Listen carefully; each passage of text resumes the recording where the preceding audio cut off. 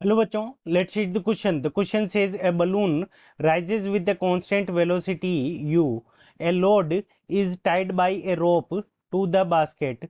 When the balloon is at the altitude of h naught, the ropes holding the load is cut.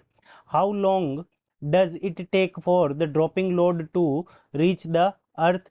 And in second part, what will be the velocity will it land? ठीक है बच्चों, तो इस question के अंदर हमें दो values find out करनी है। टाइम पीरियड जब ये बलून क्या करेगा, नीचे की तरफ पहुंच जाएगा, और इसकी वेलोसिटी क्या होगी। तो सबसे पहले ये बलून कांस्टेंट वेलोसिटी यू से ऊपर की तरफ जा रहा है, तो उस कंडीशन के अंदर इस बलून के ऊपर जी जो ग्रेविटेशनल एक्सेलरेशन लगेगा वो जी हमारा नीचे की तरफ लगेगा।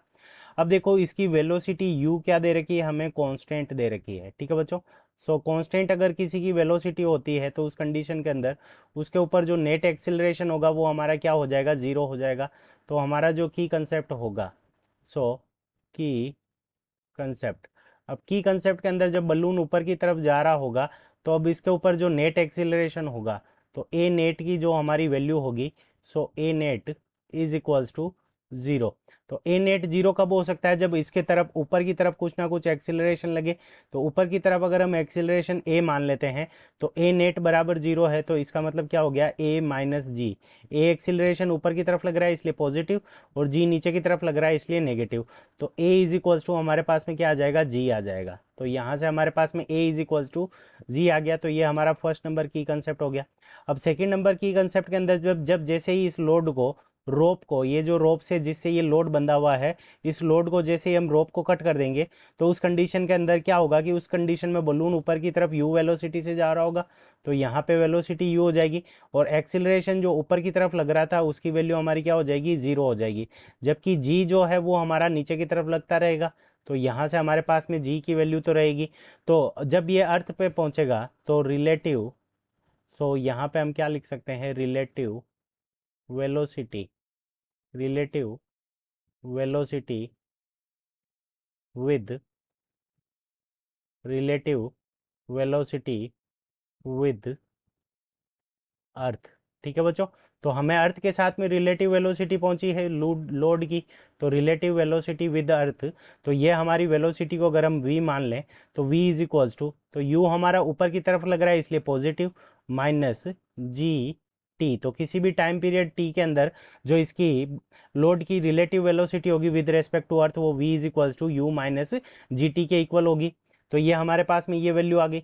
अब हमें क्या निकालना है, टाइम पीरियड निकालना है। तो टाइम पीरियड के लिए हम क्या फॉर्मूला लगा देंगे, तो s इज इक्वल्स टू, तो s इज इक्वल्स टू हमारे पास में क्या आ जाएगा, U T plus half G T square. तो जब ये नीचे की तरफ पहुंचेगा तो इसकी जो हाइट होगी वो क्या हो जाएगी, जीरो हो जाएगी। तो हम यहाँ पे हाइट की वैल्यू जब जीरो रखेंगे, u की वैल्यू हमारे ऊपर की तरफ जा रहा है तो initially value U T minus, यहाँ पे माइनस का साइन क्योंकि जी की वैल्यू नीचे की तरफ लग रही है, तो minus half G T square. तो यहाँ से हमारे पास में जो टी की वैल्यू आ जाएगी, time period t is equals to, वो हमारे पास में कितना आ जाएगा, two u divided by g. तो इतने टाइम के बाद में ये क्या होगा कि ये जो लोड है हमारा वो नीचे की तरफ पहुंच जाएगा। तो टाइम पीरियड टी बराबर टू यू डिवाइडेड बाई जी। अब हमें किसकी वैल्यू कैलकुलेट करनी है कि जब ये नीचे की तरफ पहुंचेगा तो इसकी फाइनल वेलोसिटी कितनी होगी, हमें ये कैलकुलेट करना है। तो फाइनल वेलोसिटी कैलकुलेट करने के लिए हम फॉर्मूला क्या लगा देंगे, तो v is equals to u minus g t, क्योंकि u ऊपर की तरफ लग रहा है इसलिए पॉजिटिव, g नीचे की तरफ लग रहा है तो नेगेटिव। तो v इज इक्वल्स टू, तो यहाँ पे u minus g multiplied by time period की वैल्यू हमने भी कैलकुलेट की है, और उसकी वैल्यू हमारे पास में कितनी है, to u divided by g. तो g से g कैंसिल हो जाएगा, तो हमारे पास में जो v की वैल्यू आ जाएगी वो कितनी आ जाएगी, माइनस यू के इक्वल हो जाएगी। तो माइनस यू के इक्वल हो गई, इसका मतलब ये नेगेटिव साइन यहाँ पे क्या शो कर रहा है कि velocity, velocity is is in upward, sorry, velocity जो हमारी होगी नीचे की तरफ जब आएगा तो वेलोसिटी की वैल्यू क्या हो जाएगी, डाउनवर्ड डायरेक्शन के अंदर हो जाएगी। तो velocity is in downward, velocity is in downward direction. तो वेलोसिटी की जो वैल्यू होगी वो हमारी क्या हो जाएगी, डाउनवर्ड डायरेक्शन के अंदर हो जाएगी, और उसकी वैल्यू किसके इक्वल होगी, अगर मैग्नीट्यूड की बात करें तो वो u के इक्वल होगी, और उसकी डायरेक्शन किस डायरेक्शन में होगी, तो डाउनवर्ड डायरेक्शन में। तो ये हमारे इस क्वेश्चन का करेक्ट आंसर हो जाएगा। I hope you understood it well. Best of luck, thank you.